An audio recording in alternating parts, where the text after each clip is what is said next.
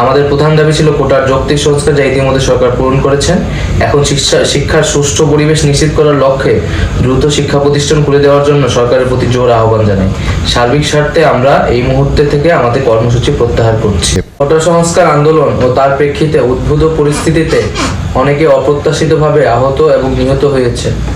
তাছাড়া রাষ্ট্রীয় স্থাপনায় অগ্নিসংযোগ সহ নানা সহিংস ঘটনা ঘটেছে। আমরা এই সকল অনাকাঙ্ক্ষিত ঘটনা তীব্র নিন্দা জানাই এবং সুষ্ঠু তদন্ত সাপেক্ষে দ্রুত বিচারের দাবি জানাচ্ছি। প্রতিষ্ঠান খুলে দেওয়ার জন্য সরকারের প্রতি জোর আহ্বান জানাই। তাদের সেফটি সিকিউরিটি আমরা দেখছি এবং তার পরিবার যেন নিশ্চিন্ত থাকে সেটা আমরা তাদেরকে আশ্বস্ত করতে চাই। তারা যেন এই নিয়ে কোনো চিন্তা না করে।